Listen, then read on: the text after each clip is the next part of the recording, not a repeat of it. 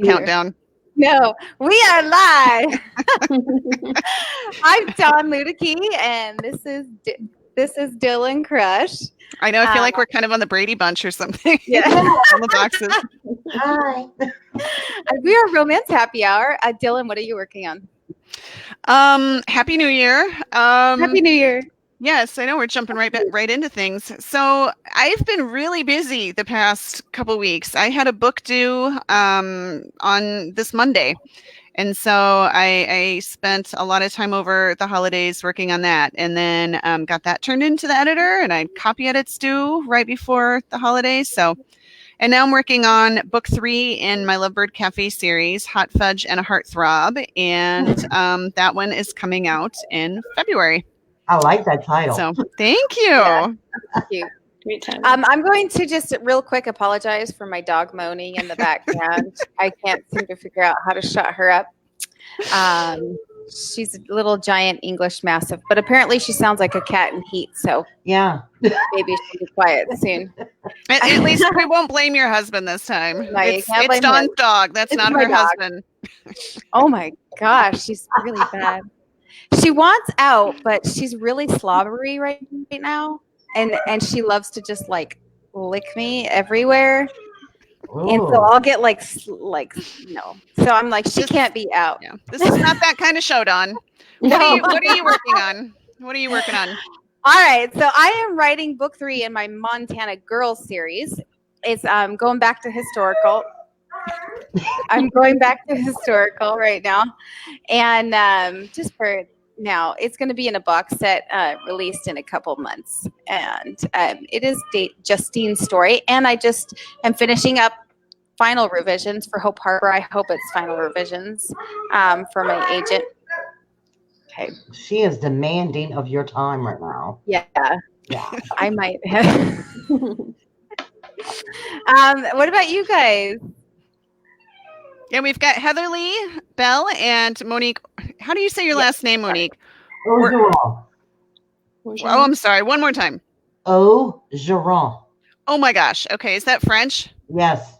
Oh boy. Okay. Fancy. Well, I know I'm going to butcher that in my. It's okay. It's okay. We get it all the time. We get called oregano, Oregon. I love those because I could tell them nobody lives here by that name, you know. Oh, that's funny. No, it sounds beautiful. That just, I never took French. That does not flow off my tongue very well, but I will practice. College football, our LSU team's coach is Coach Orgeron. It's the same name. Okay. So. Gotcha. Usually I explain it. I'm like, do you watch college football? And they're like, yeah. I'm like, okay, well, Coach O, that's me. That's how you pronounce it. So can we call you Monique Big O? Yeah, just call me Mo, too. You can call me Mo. Everybody calls me Mo. Got it. So, Monique, what are you working on? Yep, what are you working on? Currently, I am working on book 4 in the Youngblood series, which is actually... It was an accident, but it was supposed to be it's a 5-book series, but the 3 middle books are a trilogy within a series. And it's because I don't know when to stop. I have rather large books and I don't know when to stop. And I'm learning that once you cross over that 100,000 word cross, it's time to either cut back or separate. And my beta readers and editors, you can't cut nothing. So, it's a 3-book trilogy inside of a 5-book series. Okay. So the new book is going to be called Resolution. And I'm hoping to have it published either by the end of February or beginning of March. Nice. So are you solely self-pubbed, hybrid, or trad? Totally self-published. Okay. What about you, Heatherly? I'm hybrid, but this year I'm moving more towards just traditional because I just can't keep up with the indie pace of just churning out the books. It's tough for me right now. So I have 2 proposals out right now. One of them is a small town Western, which is something new to me. It's a single title length. And so that one's gone out to just some of the publishers, and still waiting to hear back on a few of them. And then I have another proposal for a new 3-book series with special edition. And so I'm kind of, I've got a couple of proposals out that just aren't contracted yet. So I'm kind of between projects. I told a friend of mine if I hadn't decided that I was going to cut back and I was going to just take it easy, I would have already written another book, an indie book, and published it by now. But instead of just taking back and waiting and just trying to take it easy for once. I got tired. Yeah. Well, you just had 2 books come out recently, didn't you? Well, yeah. Or you had one come out and you got arcs on the other. Right? Okay. And this one is coming out in March, I think. Yeah, March. It's okay. I was gonna say I keep seeing you post pictures of your books on your Facebook page, so it's like you look very busy. Yeah, but of course those were already written about a year ago. So. Yep. Yeah. So just working on new stuff. So we do have a couple questions already. Right off the bat, Linda wants to know, where are you from? Yes. Both of you. They know where we're from because they hear us talk all the time. But Heatherly and Monique, where are you from? I am from a small city in deep South Louisiana called Houma, but I'm actually living in Lafayette, Louisiana. Laissez bon temps rouler. That makes a lot of sense now. I have a friend from Houma. Oh, really? Yeah. Yeah. Of course you do. Of course I do. She's coasty too. I think it's a small town, right? But it's the Verettes and it's a city, but it's not huge. Yeah. Yeah. She's There's from a lot of She loves it down there. They went back for a little bit and then the Coast Guard moved them again. So yeah, we'll see. It's kind of a running joke that Dawn has either lived everywhere that people, come on where they're from, or else she knows somebody who lives there because she's been all over. My dad was oil field, so we traveled a lot, even overseas when I was young. So that's kind of like me too. Because down here in Louisiana, it's a lot of oil field. Mm-hmm. Yeah. Right. A lot of industry down there. Yeah. There in the what? Yeah. But sorry. And Heatherly, you're from the West Coast. Yeah, I'm from California, and I live in a small town also, which is in Silicon Valley. Okay. Bay Area. Okay. Morgan Hill. I'm sorry. I forgot to name the town. It's called Morgan Hill. We're so excited because you may have seen it on my Facebook page. Patrick, what's his last name? I'm blanking out. From Grey's Anatomy. Dempsey. What's his name? Patrick Dempsey. I kept thinking of. So he was just in town, I believe, yesterday, and everybody has pictures of him. He's a spokesperson for does publicity for Specialized Bicycles, which is in our town, and he comes down every now and again, and people see him and take his picture. I love him, Mr. McDreamy. McDreamy. Yes, and he's aging so well. He's just this kind of like salt and pepper hair, but it's just his still gorgeous hair. He's nice. Way better looking than what he used to be when he was younger. I find. I find. So why is it that men get to do that? I don't know. It sucks. We keep losing you, Dawn. You keep popping out. Okay, can you tell me? Can you see me though?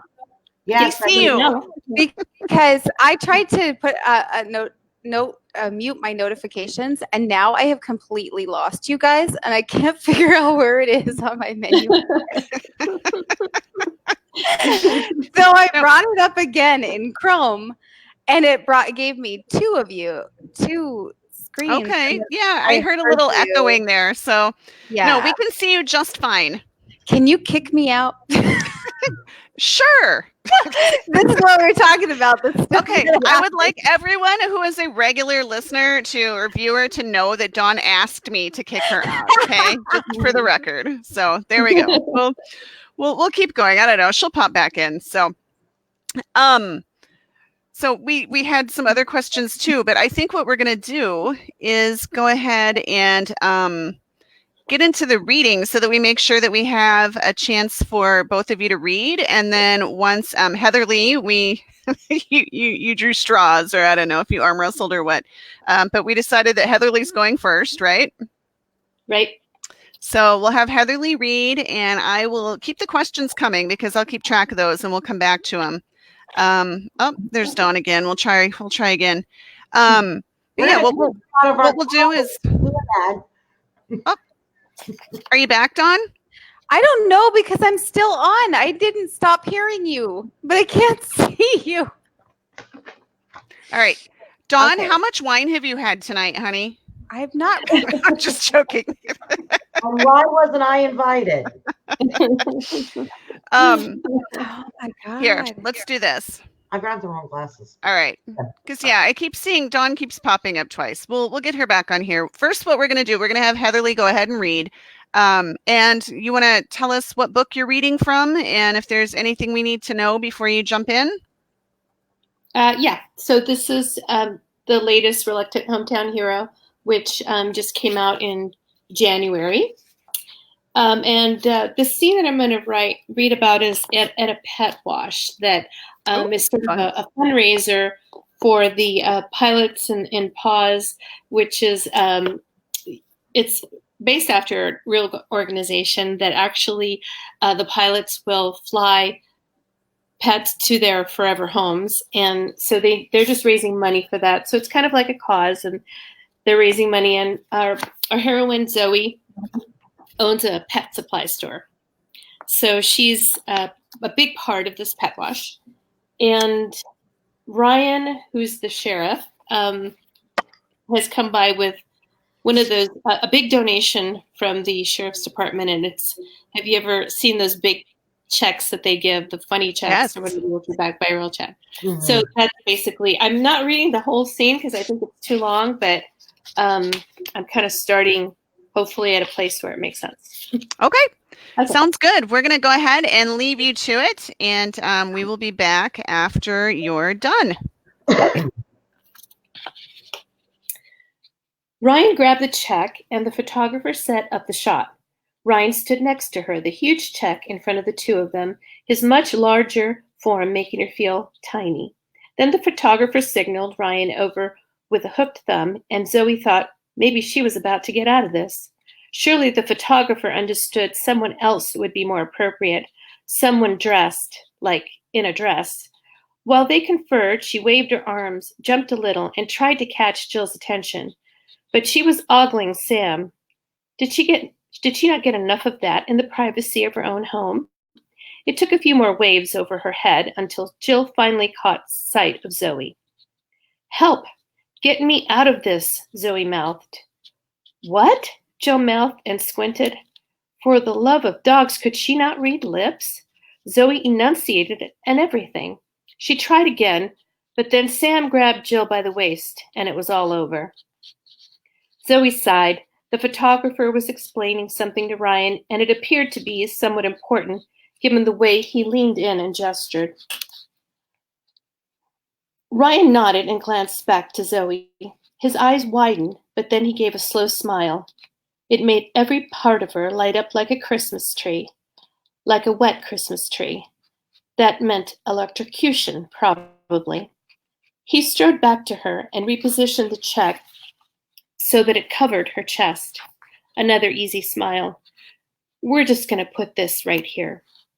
That's when she glanced down at her t-shirt and noticed her nipples protruding through the flimsy, damp cotton, giving all who cared to see a free show. Horrified, she thought about running, thought about screaming, but she had cover right now.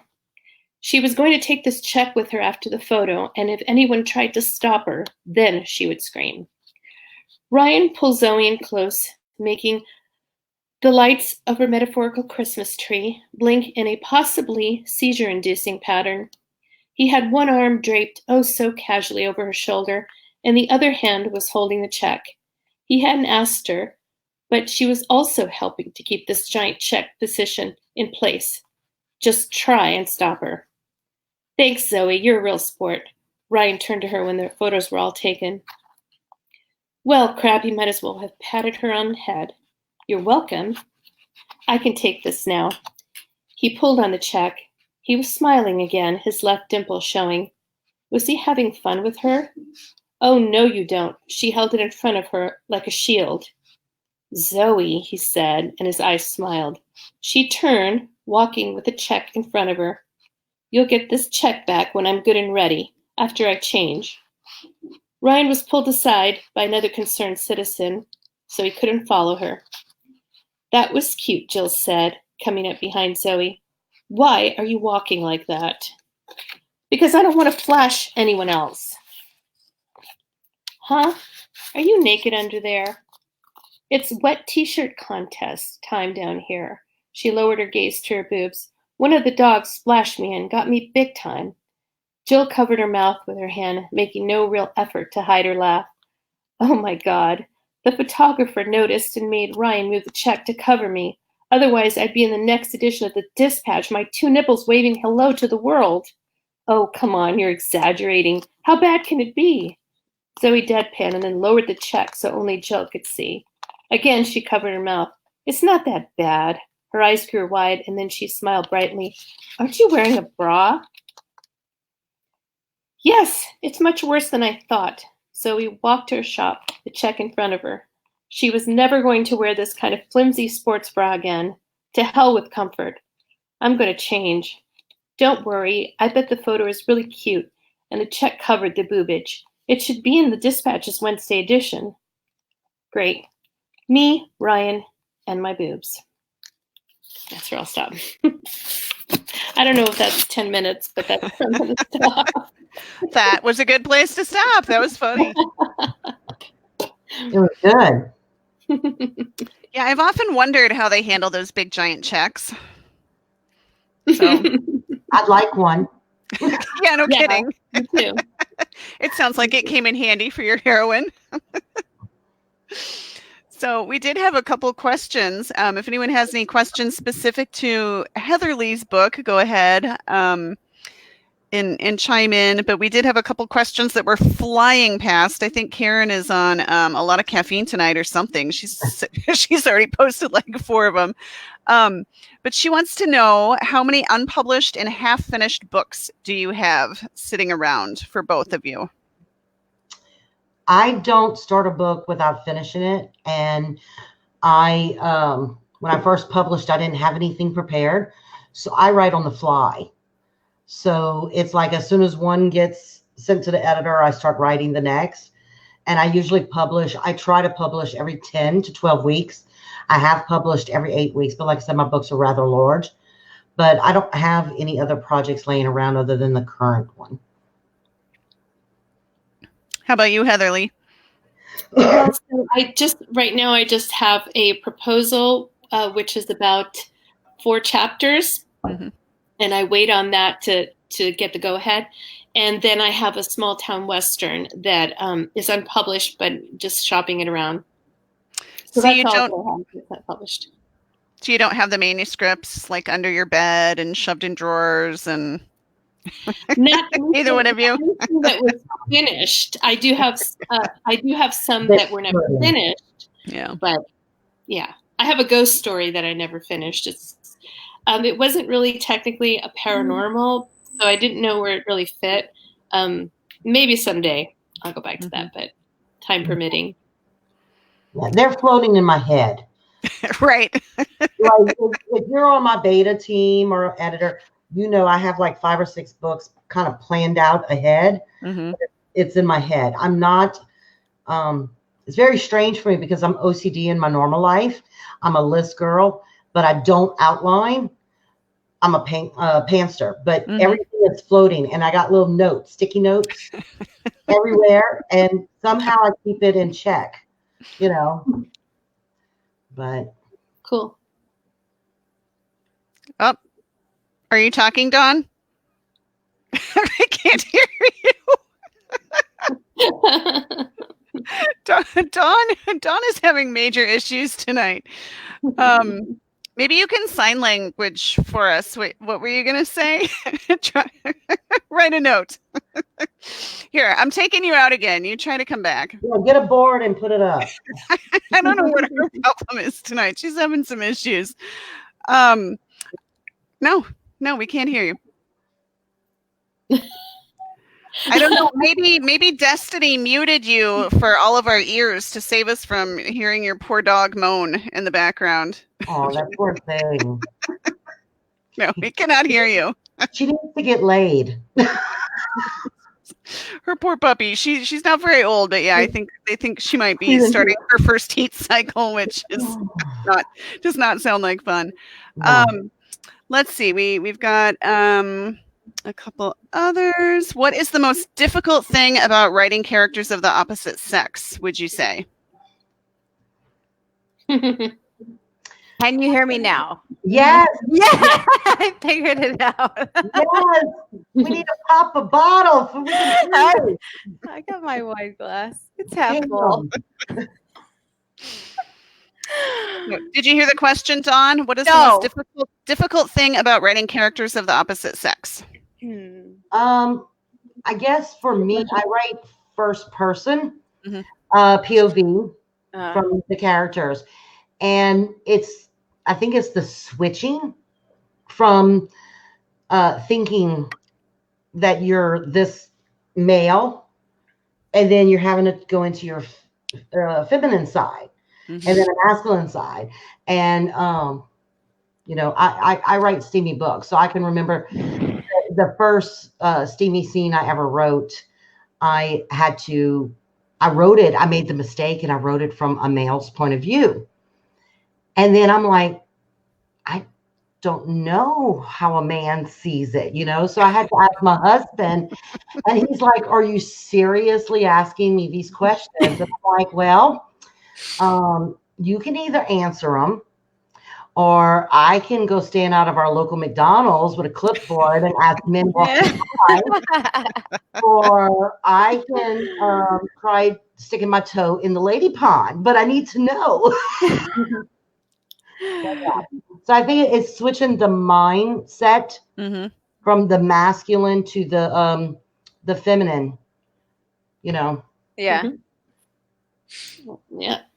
I would say the same thing. I write third person, but I write deep POV. So when you switch, it is that I think for me the worry I have is to be fair to a male point of view. Yeah. Am I being fair in the way I'm portraying the way I think that a man feels about it? So I did find out, though, I would have probably made a good male, because according to my readers, my strong suits are my men. Yeah.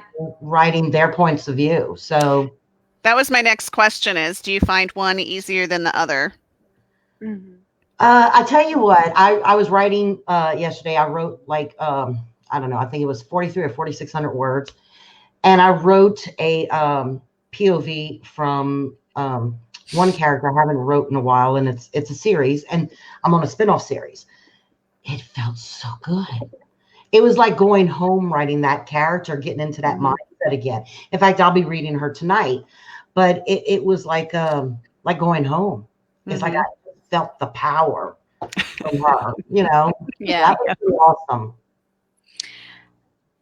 I would say for me, answering that question, I find male POV really easy for me, but the hardest part is not writing the offensive thoughts. Recently, I've been told that I had too much toxic male in my manuscript. Ooh. So I had to tamp it down a bit. And so are you like me, where I'm a very strong, opinionated? Yeah. No, I am. Woman? I am, but I write men how they really think. I mean, I'm going to do it. Like, every male will be a toxic male if you're in his brain. Yeah. Like, seriously. They're pigs. I think the reason why the thing you just said we're those strong females, and it's like, ooh, when I get to write a male, I get to bring out what's acceptable from a man's point of view and not a female, but I get to have that rawness and that roughness and just tell them, And I have a hard time with females. I think my heroine is always what I struggle with. I think like my male, I love him. I can pop him out there, but then the heroine, they're like, you need to work on her. Like you need to work on her motivation, her stuff. So that's where I've been revising all year for this manuscript. Yeah. Well, for Hope Harbor. The thing I won't do and I refuse to do is I don't write weak women. Yeah, me neither. Because I have 2 daughters. Mm-hmm. And if I wrote a weak woman, they would literally kill me because I've taught them how to be strong, independent, women. But of course, just like in everyday life, women, we go through everything. We go through different harassment, being looked down on because we're female, or, all kind of things. Yeah. You know what I mean? But I think the damsel in distress card is overplayed a lot. So in my books, the women might go through something, but they grow and they find their own voice. Mm-hmm. And then they save themselves. They don't need a man to save them. They just need a man to love them for who they are. Absolutely. You're my soul sister too. I think every time we do an episode, I find a soul sister. Yeah. Because I agree. I totally agree. And I am that woman. Like, so today was my last day. I know everybody's like, Dawn, you just started this job. But today was my last day at my day job. I was a firearms dealer. And That's an interesting job. I was the queen of the firearms. I thought we weren't going to talk about you dealing arms anymore because I'm afraid they're going to shut down our show if we continue to talk about you dealing arms, Dawn. You know what? The government gave me an ID to do it. Like they said, here you go. Here's a code that you use every time you deal firearms, and it's okay. So I'm all right. I'm still going to have to do some research. No, but today was my last day. But I really liked it. I was the queen of that. But, dealing with all those men, like men coming in, lots and lots of men, but also women, like the women that are coming in to buy their guns and stuff like that. I kind of get to see. I'm a strong woman. My whole family is full of strong women. And so that's what I like to write. I like to write strong women and the men who they can tame pretty much. Like my women, I met this guy recently and I thought, he was definitely like the charmer archetype. And I'm thinking the only person that can bring you or that you're going to fall in love with is somebody that can bring you to your knees. And that needs to be a strong woman. So to be honest. Yeah. Yeah. My 3rd book in my series, the male character kept getting nominated in different blogs as one of the top book boyfriends of the year. Yeah. And he's like this 6'5" guy, enforcer, player type of dude. And the woman that fell in love with him is just a ball buster. Yeah. She's fiery, redhead, she's short. And I remember I had one of my readers, because I talk to my readers a lot. I'm very active with my readers. And she messaged me and she was reading the book and she said, if this cold-hearted bitch doesn't start being nice to my Xander, I'm going to throw my drink out the window. And I'm like, but I write mafia, contemporary suspense. Okay. Those type of men need a woman that is going to be able to be just as strong almost as they are, if not equal ground. Yeah, absolutely. Yep. But we do have more questions. We do have more questions. Karen wants to know what time of day you usually write. You want to take it, Heatherly? Yeah, right now I'm writing in the evenings, but I'll sometimes I get to the coffee shop in the mornings once a week and write with some friends. And but most of the time it's just hit or miss wherever I get a chance during the day. And lately it's just been in the evenings. Did you find you can actually write a lot at coffee shops? I get distracted watching people. No, I have a hyper focus when I'm really into the story. Yeah. So I don't have a problem with it, but I know some people do. And some people, some of my friends have said, oh, I don't want to go to the coffee shop because it's too noisy, or they'll bring, earbuds in. So that helps. I'll have to try that.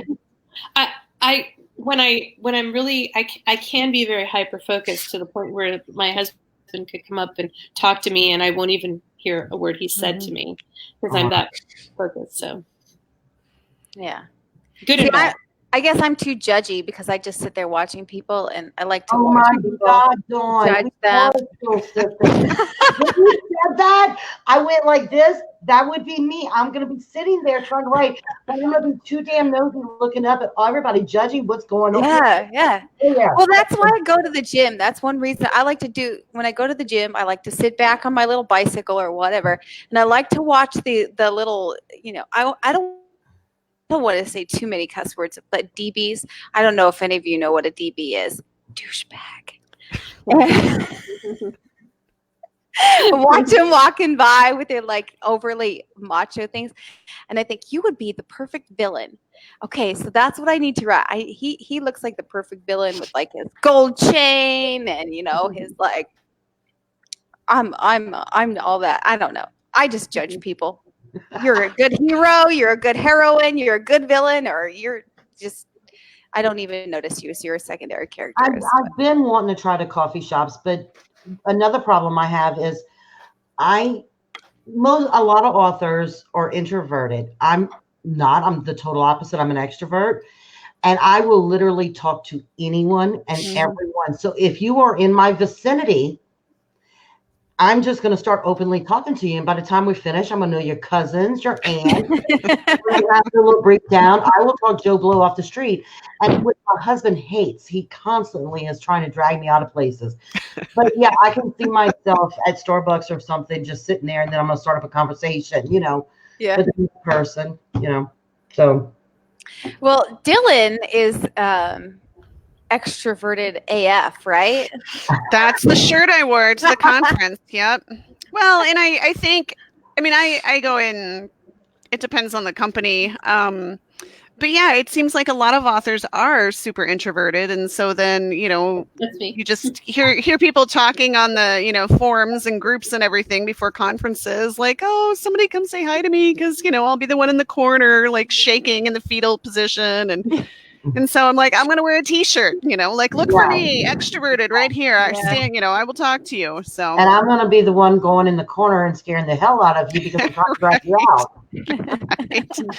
But yeah, I have to sequester myself when I'm writing. I've tried to write with other people and it just does not go well. Because then I want to, I can't be sitting, like I could be with strangers and probably it would be okay. But if I'm with somebody that I know, it's like, what else, like, what's happening in your book now? What are you working on now? What did they say? Or, so yeah, definitely. I do better when I'm sequestered to my office all alone. Yeah, me too. I got to focus. Mm-hmm. And then Sarah Wente, I hope I said that right, Sarah. She said, do you use an outside editor? And if so, how do you decide when it's time to let the manuscript go? Anybody, any takers? I have used an outside editor for my indie stuff. Yep. And I decided it's time to go when I have no more time left. It was like the deadline, the book is going to publish in 2 months. And so I need to get it to the editor. Yeah. I use an editor for every one of my books. I refuse to self-edit.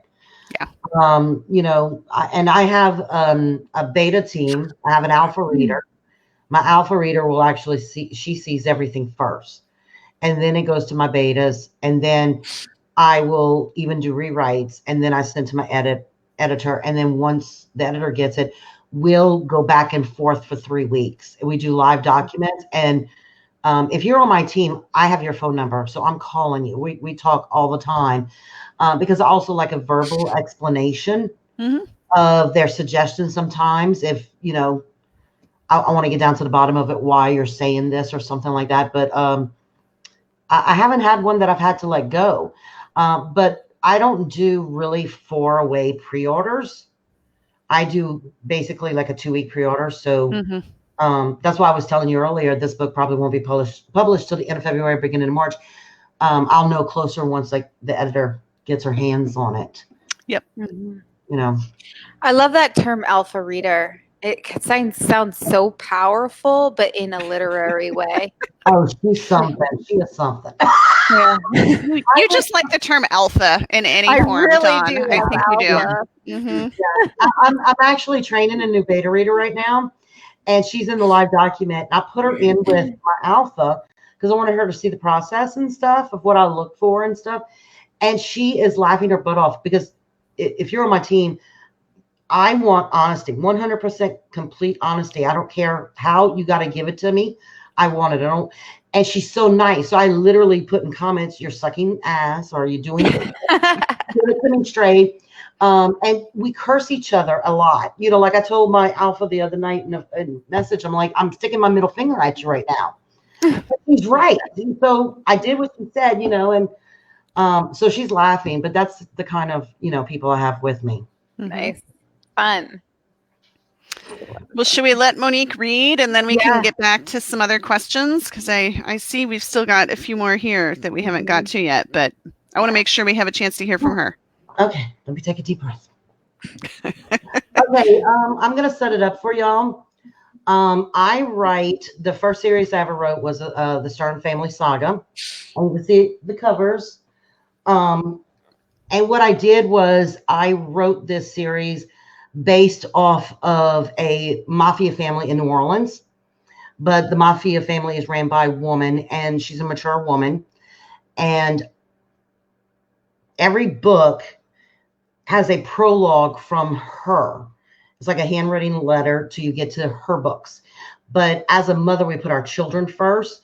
So all the first few books, the first 4, are each one of her sons and their love stories and their life. And then we get to hers, which are the 2 last books of the series. So my readers said that I should read something from her because to them, she is Queen Catherine.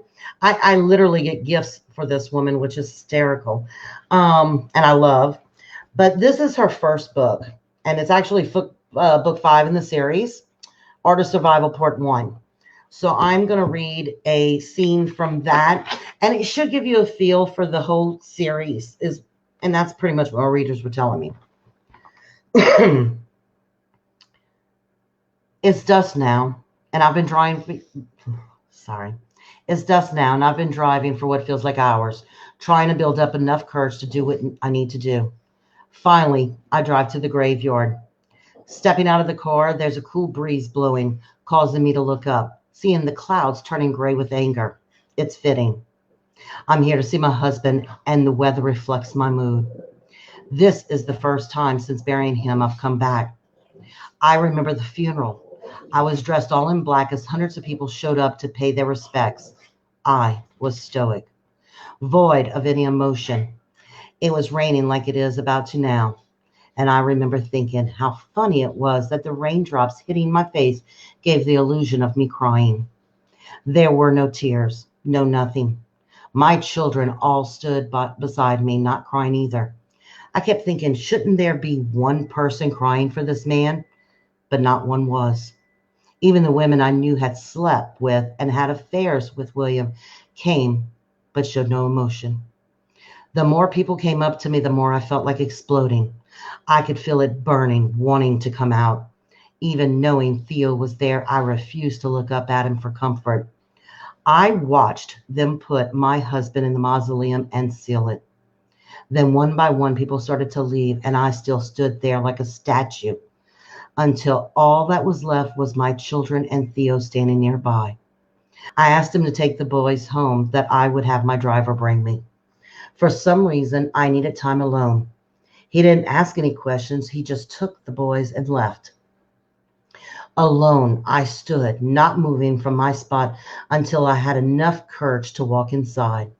But once inside, my anger got the better of me, and I screamed over and over all the filth I had been holding in for years. I let all my rage out, screaming how much I hated him. But once the anger left me, I fell to my knees crying. He was gone. What was I supposed to do now?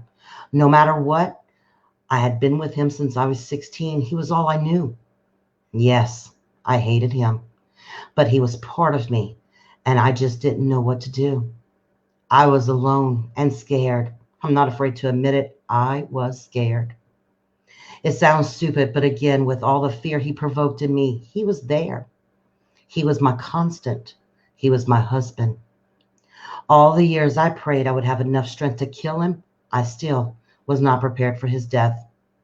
Hate him as I might, there was still a part of me that loved and needed him.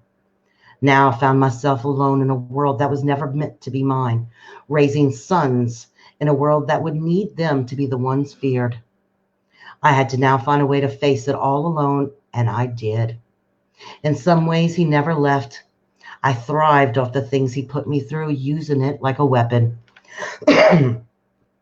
As I started walking to the mausoleum, the thunder starts to roll. It doesn't distract me, though. I keep heading straight for William. Upon my arrival, I see and feel the power it holds. William had this monstrosity built to be a homage to his life. It's dark and ominous, demanding attention among the rest.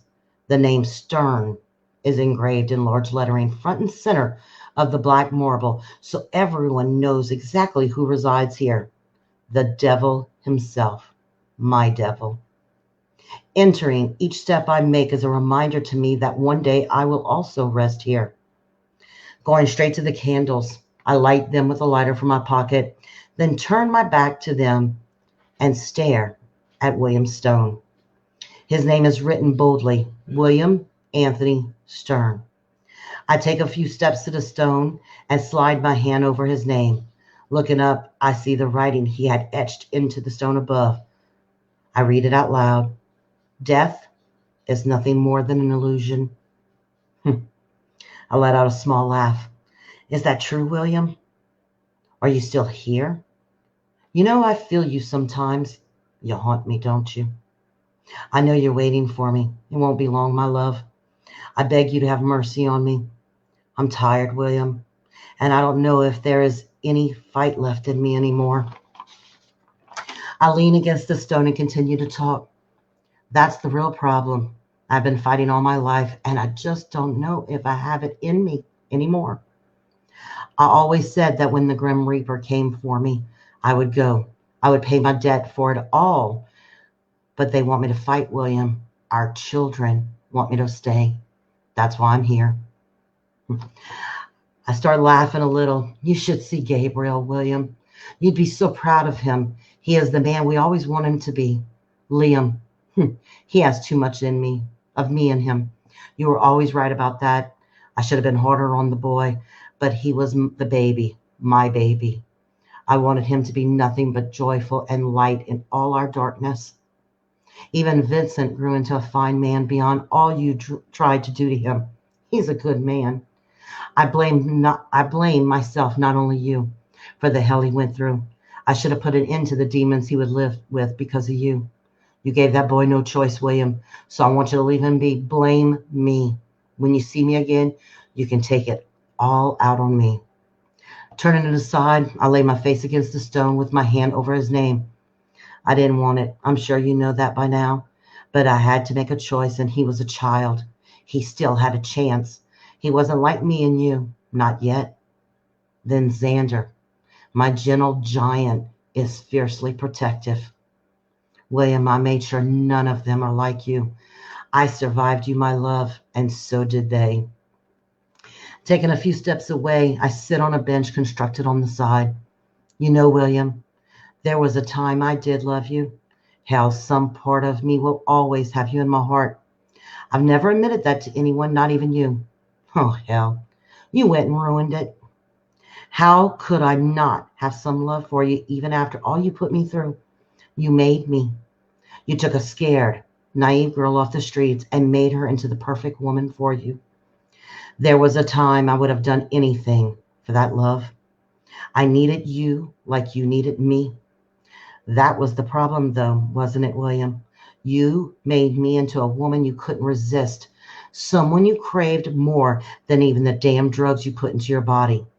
And that made you hate me as much as you loved me. I was your weakness. I knew, and every chance I had, I used what you taught me against you.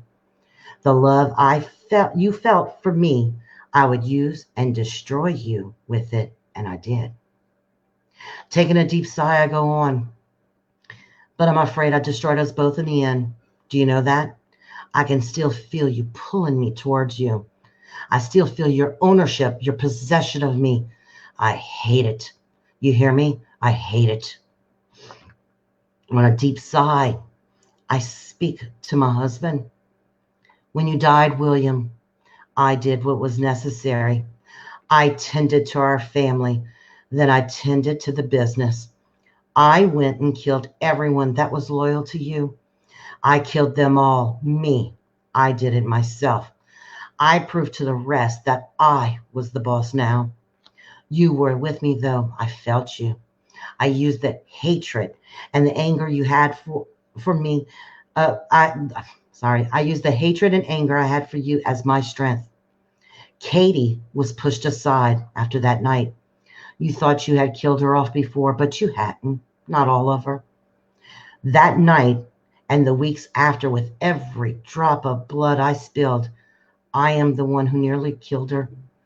I became the Catherine you always wanted me to be. I see glimpses of her now and then, but only when I'm in Theo's arms. He is the one who refused to let her die.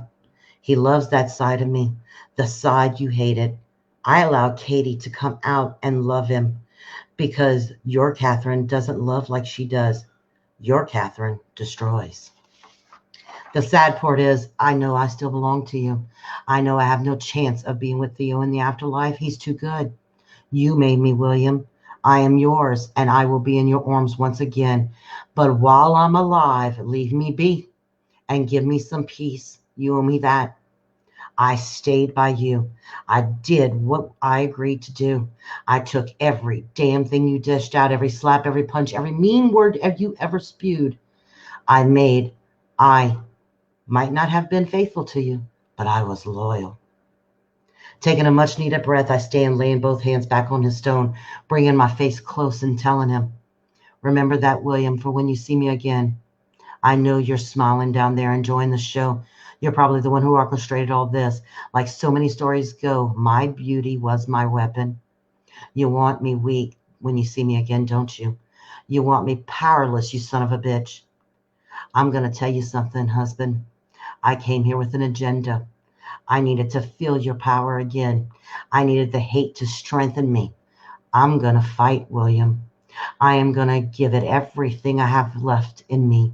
Death, you, and the devil can continue to wait because Catherine Stern is not finished yet.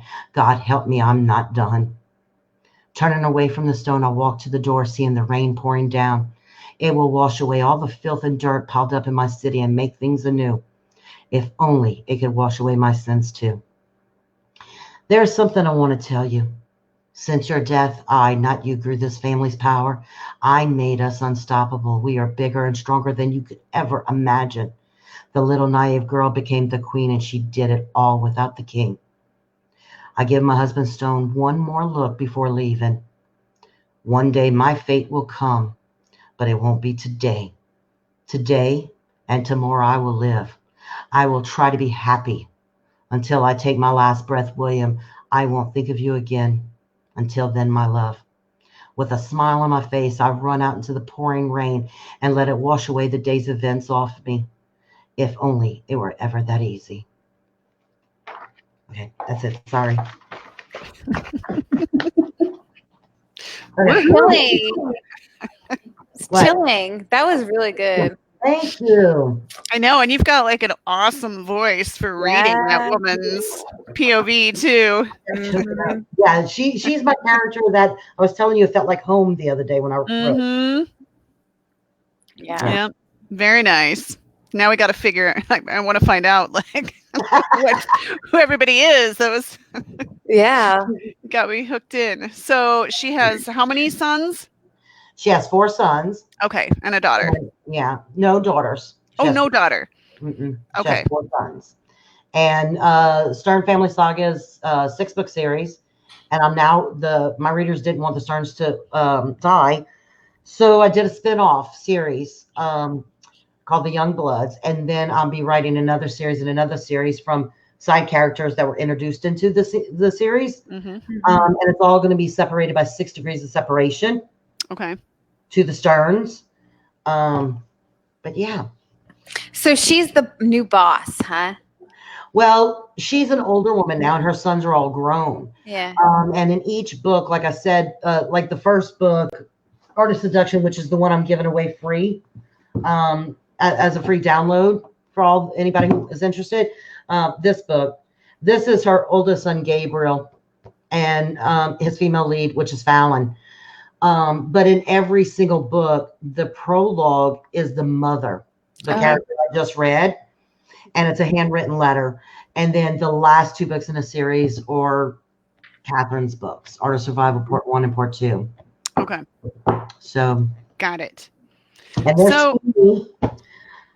so when you started writing that, I'm always curious about authors who write in a series like that's so connected. Did you have everything kind of plotted out in your head, or did you just kind of start with her, or a seed of an idea? Because I know you said you're a pantser, and it just kind of all fell together, or how did that come about? It was an accident. You mean it was like one of those like genius moments that your brain did for you? No, it pretty much was. I was bored.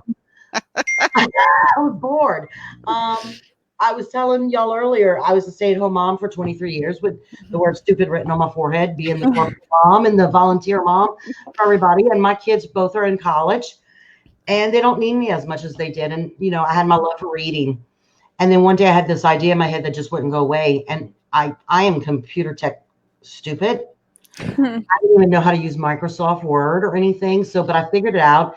I had an idea. I wrote it down. And in one day I had almost 10,000 words. Wow. And I wrote in secrecy. I wrote that whole first book in secrecy. And I knew I wanted it to be a series, but I never, ever wanted anybody to find out it was going to be just for me. Mm-hmm. And I got caught. My sister-in-law, who lives across the street, has a key to my house, and she used it. And I didn't hear my dogs bark. Well, they didn't bark. Stupid dogs. She came in the room. I was on the computer typing away, and I screamed and I slammed my computer down. Well, of course, she thought I was watching porn. So she grabbed the computer from me and insisted check it out. So she was the first one who found out, but she kept my secret until later on. She kept begging me enough to tell someone. So I told my husband. And it was my husband's idea to get me published. Nice. He did the research. Yeah. I published this book not knowing if it was going to do anything. Mm-hmm. And a month after it was published, I got invited to do a podcast. I got put in a magazine as Help Me Read. Nice. It was several blogs as top 5 romance reads of the year. So I figured, well, I better get on that second one. Right.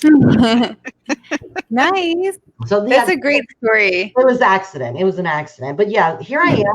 And you know what? I love it. I wouldn't take it. I wouldn't give it back for anything. Mm-hmm. I really love it. Yeah. I wrote in secrecy too, but I did tell one of my sisters, and I have 4 sisters and 1 brother. So I was writing books about my sisters. So I told the sister I could trust the most. And she did good. She kept my secret. But your story.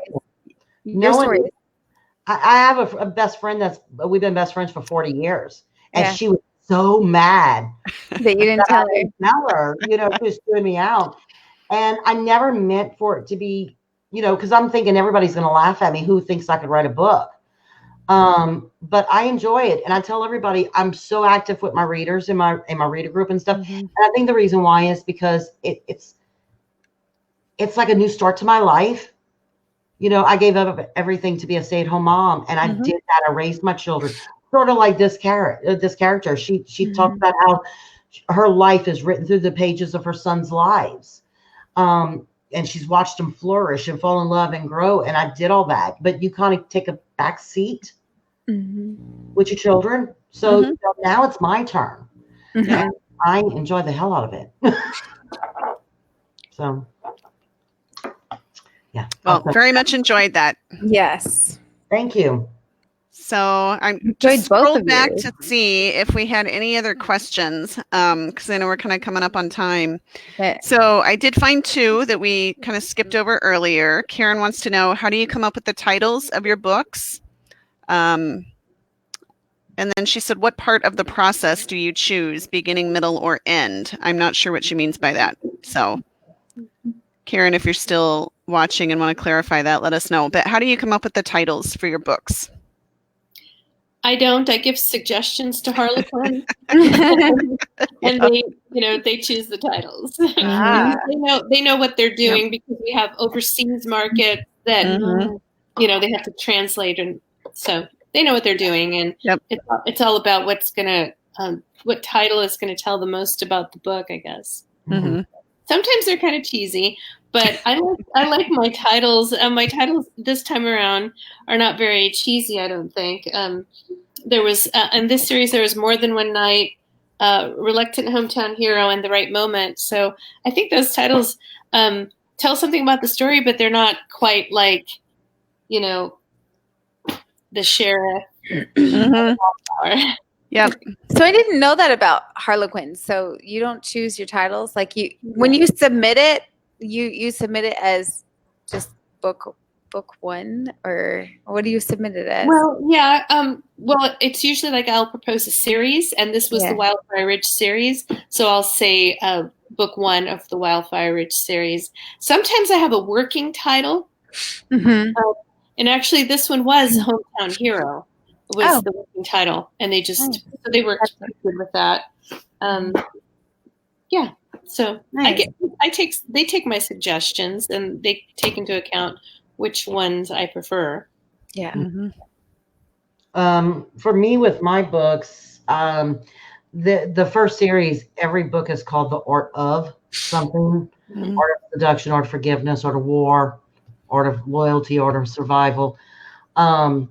I wanted art in there because this woman is very calculating and very manipulative. And with everything she does, it's a lesson, almost like a plan, like teaching. So it's almost like the fine art, like it has been mastered. So everything is the art of. Well, it's a nice way to tie them together too, so people know that they're all connected. Yeah. Now that's the first series, not the second one yet.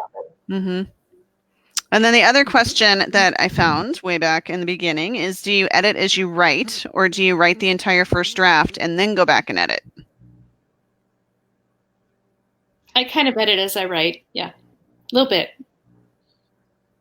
I don't read my work. What I do is I just write as fast as I possibly can. And then I send it to my alpha reader, but I don't go over it until I'm in beta's stage. Okay. So they're seeing my work totally raw. Thank God they're still around. But I feel like if I stop and I go back and have to diagnose each chapter by chapter, it's going to just take way too long, Yep. So I try to get it all out like vomit, and then I'll go back and, finish. When I say edit as I go, I'm not saying that I'm looking at, periods and commas. Right. I'm just kind of looking at where did I leave off and where am I headed? I'm somewhere between a plotter and a pantser. That's where I'm at. Well, and I know some authors that can't move on to the next chapter or scene until they've gone back and, perfected what they wrote the session before. And I mean, I'm not like that either, but I know, it all depends on what works for you and what's your process. And that would take a long time. I actually know someone like that. She will write like 2 or 3 chapters, and then she will go back over those 2 or 3 chapters for almost 3 days, driving herself nuts, trying to perfect it before she goes on. And I'm like, I have something I call my mojo. When my mojo's strong, I don't mess with it. I'll do anything else. Right. It's mojo. You know, get those words out. Yeah. Yep. Yeah. Well, go ahead, Dawn. What were you going to say? No. You can go because I found another question. Oh, I was just going to say that I tend to be more of a pantser than a plotter, although I'm trying to plot at least a little bit more so I'm more efficient. But I mean, there are times when, you're writing along and the whole story, something happens and it's like something clicks and then it's like, that would change the whole beginning.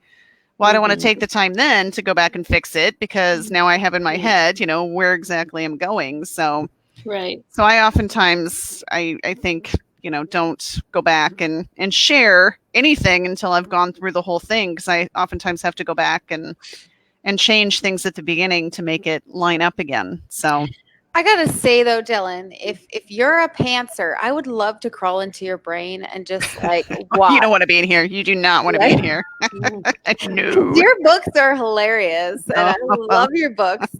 I think I could just sit in there with some popcorn and just watch the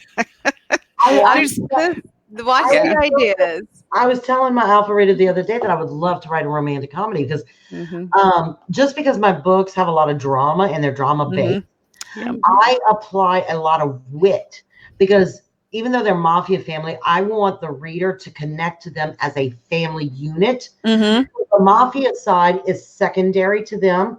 So in family, you have to have some kind of wit to feel a connection. And I mean, most families do, and to feel for them. And I wrote a scene the other day and I'm like, I want to write a rom-com, I would love to, and just once maybe, You should. I would love to write a rom-com too, but I'm just not funny. Like, I'm not a funny person. I'm funny to watch because I'm totally blonde, but I'm not my brain thoughts, they're just not funny. And that's why I like reading Dylann's books because she makes me laugh. Well, I think you should do a mafia rom-com, Monique. Yeah. Hey. Married to the Mob or something along those lines. That would be fun. If you ask my readers, there's a lot of funny in there because I try and I tell all my readers, I want you to feel every single emotion. So I try to put it in there, but yeah, I think a person who can write romantic comedy or any kind of comedy is a joy in life because you're giving people the best gift, which is laughter. Yeah. So my hat's off to you. Because I think comedy is really hard, So this question kind of spurs from there. Do your characters speak to you when you're trying to sleep? Oh, God, they never shut up. Yes. Yes. They never shut up. Yeah. Yeah, it's interesting. You're lying in bed and all of a sudden all this great stuff comes to you that didn't come to you when you were actually sitting and working. Yeah. Mine comes right at that moment where I start to drift to sleep, but before I'm actually asleep. And so you're like, do I want to risk my sleep to wake up and write this down? Or will I remember it in the morning? And then I never remember it in the morning. They're going to wake me up. Because literally, I'll wake up 7, 8 o'clock in the morning. I don't stop working until about 2 o'clock. I'll go to sleep. And I have so many times woken up my husband at 5, 4 o'clock in the morning, typing on my laptop because I have 3 computers that are all hooked, together. So I can write anywhere. And I'm like, and he's like, what are you doing? And I'm like, you won't shut up until I get it down. So just go to sleep. And and my husband always looks at me like I'm crazy. Yes, I know that look. We have voices in our heads. Yep, I get that look a lot. Yeah. Now, show of hands, who writes really late at night? Show of hands. Raise your hand, Dylann. Well, I prefer to write in the morning. I have found when I've kind of tested myself to see when am I the most productive, and I have my best writing time in the morning. Yeah, me too. But I used to write at night, and that was the only time I got to write. So I just assumed that's when I wrote my best. But nowadays I write whenever I have to write. Last weekend I was writing, 12, 14 hours to try to get my book turned in. So So I will write whenever I have to write, but I prefer to write first thing in the morning because I feel like it's fresher. I feel like I'm more efficient then. I'm always like confused, like when you do stuff, because when I'm talking to you, you're either running errands or you're like about to start writing, but I'm talking to you and we talk all the time. And so I'm always confused, like you have like this, you're like super mom.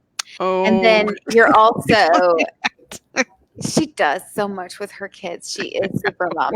Aww. And then reluctantly, they're just very needy. I have needy children. But then you write like you just wrote what, an $80,000.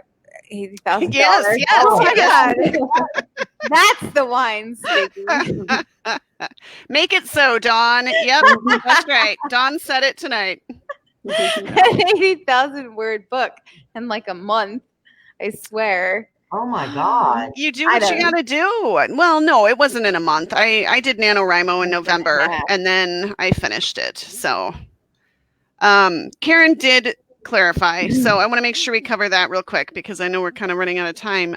She wanted to know the title of the story. When do you choose the title? When you're like just starting to write, when you're halfway through the book, or do you wait until you're done before you choose your title? And working titles count too. The working titles I do right before I start writing the book. Yeah. Most of them have been before I write the book, but there has been, I think, one that I changed like midway. I changed the title. But yeah. Yeah, sometimes they change. Yeah. You too, Dylan? I know she comes up with the cutest titles. Well, I mean, I normally have a working title like Heatherly. And then, it might change. And my trad books, I mean, you have, as you mentioned, so very little control. Yeah. I normally will submit suggestions and then, I'll submit 50 suggestions and they'll pick one that wasn't even on the list. But so it just depends. Yeah. I sometimes discover them in the middle. Sometimes I have them at the beginning, but most of the time I'm like book 3 of Montana Mountain, or book 2. It was Simon's book until until I got it to my editor. I'm like, help me. Yeah.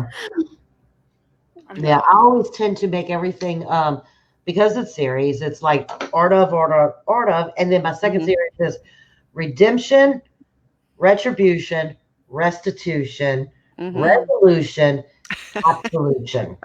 Whoa, I done. gave y'all the titles to my books that aren't even written yet. Done. All right. Well, we are actually 8 minutes past our hour. I told you, ladies, it would go fast. I do have one more question for Heatherly, if you'll humor me for a minute, because I don't know if everyone knows this, but I have a Great Dane, and I noticed that you have a Great Dane in your book. I was just curious, are you a Great Dane mama as well, or did you just I'm not. Okay. I think he was in the dog was actually in the first book too. Okay. More Than One Night, but just sort of like a secondary. I just think that I thought about what's the biggest dog that I can think of that's going to cause, because here's this little girl and she's not little girl, but she's a shorter person and she's got a small house and she just rescues all these animals because she just has a heart for people who've been abandoned, and she rescues this huge Great Dane. So it just seemed funny to me to yes. Well, my Great Dane is downstairs right now because she's not allowed anywhere near me when I'm trying to actually look professional. So how big? What's that? How big is a male? His name was Ike. You have a male Dane? I used to. Oh, you used to. Okay. Yeah. He passed on. Yep. But his name was Ike, but he was a male who's huge. He's big boy. Yeah. How big is yours, Dylan? She's pretty little. She's only like 110 pounds. So But what she lacks in size, she makes up for in attitude. So yeah, she is not. I mean, I've had Great Danes in the past, and I mean, we named her Jinx, which was probably the first problem. We should have named her like Coma, I think is my next dog. We're gonna name Coma. So it just lays around and does nothing all day, but she's naughty. Oh my gosh. And she's 3. So, you know, I mean, every other Great Dane I've had, when they turned about a year and a half old, they just kind of became a hody-do-de-do dog, and she is not. No, Dylan, the first conference I went to with Dylan, halfway through, she showed me a picture. She's like, "Oh my gosh, my dog just chewed up my couch cushions." Yeah, she eats a lot of things.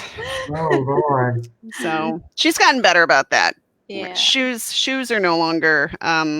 We can actually set our shoes down now, but she ate today. She found my son has not put away his entire box of stocking stuffers that he got in his Christmas stocking yet, and she chewed up one of those foam squishies and left pieces of it all over the.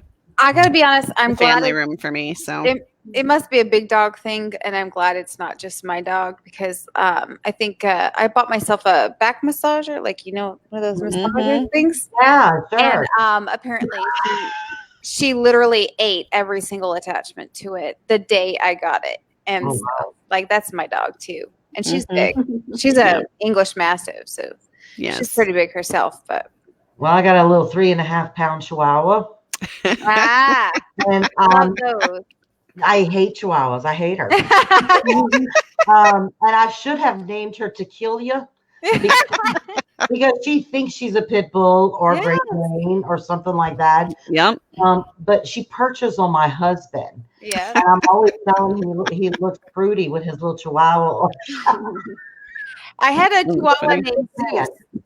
I had a Chihuahua named Zeus. He was 4 pounds when he was his heaviest, because he was the runt. My sister has him now, thank goodness, because she's a Chihuahua family. But my husband hated my Chihuahua because he peed everywhere. He peed everywhere, and so my husband's like, no. But this is the problem. I've been having her for 14 years. She won't die. She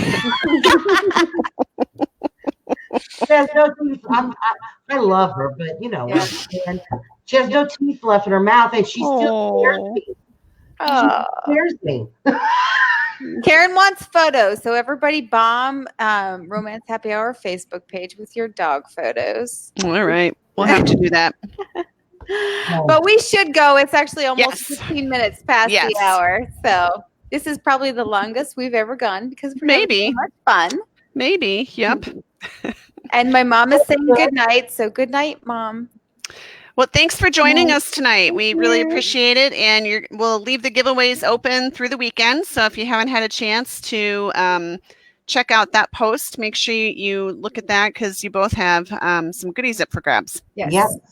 And Monique, you're giving away a book to anybody who just goes on that download, right? Anybody who wants to do the book funnel link gets a free book copy of Art of Seduction.